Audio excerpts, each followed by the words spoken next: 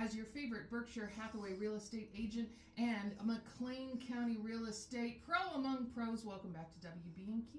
Thank you for having me. I love my Wednesdays with Susan. Yay! Now, I need to ask, of course, the same question we always hear, state of the state when it comes to houses. I know we don't have enough for people to move into, but what is it like trying to buy or sell one right now? Am I going to make money, or am I going to have to spend way too much? Well, that's a really great question, because I was able to help a client get $20,000 off the price of their home. Wow. That they just purchased, yes, but I had a couple listings that I just popped on the market, and we sold those for $25,000 over. So, which direction you would like the market to go. But we're still seeing houses pop up. We are. And so you're not out of luck when you think there's absolutely nothing to buy.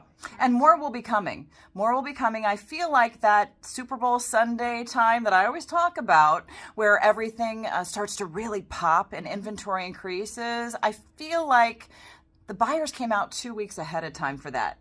So now is the time. Something about baseball season. You can't stop thinking about spring and moving. Yeah. Now, you told me off the record that you're seeing a whole bunch of people move back to this area. I am. This is so exciting, because I once moved back to this area, and I understand the thought process with it.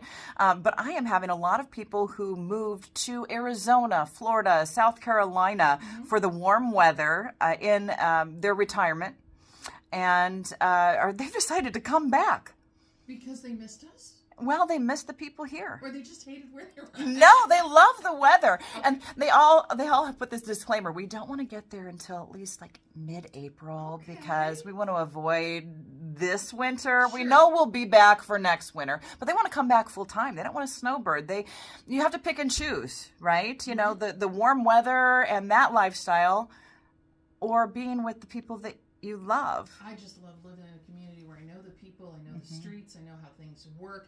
This is my homeland. Yes. I feel comfortable and safe here. There's no place like it. That's a hard thing to give up. But as we have people that want to move home, I'm guessing they also want the same properties that the downsizers want. So do we need to start building more of those?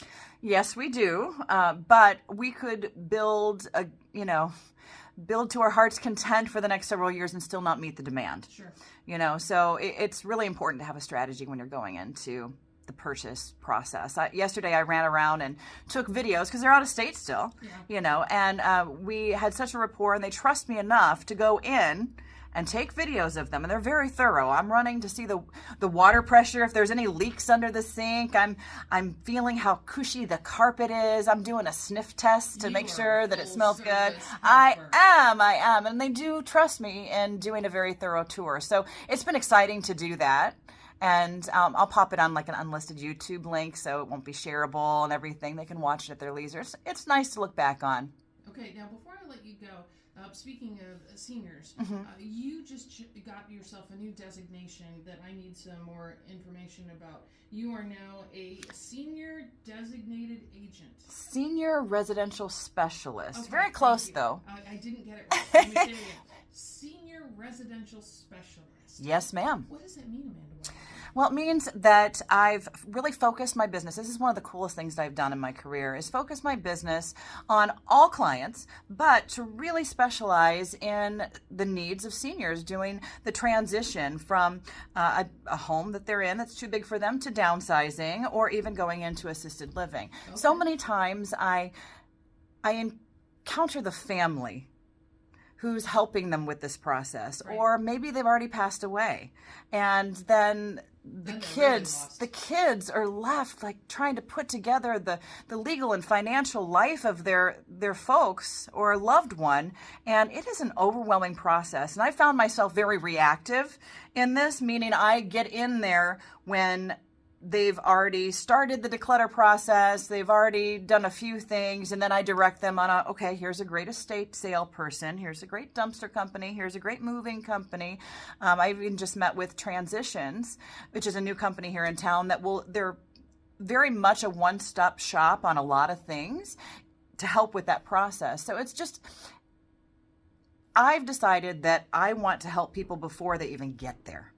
And everyone needs to pay a little bit of attention to that, because the legacy that you want to leave, at least the legacy I want to leave, is not figure it out, I'm gone, right? Please don't leave your loved ones with a giant mess. Yes. Painful. I have walked that road, and I would be grateful in the future to have you by my side.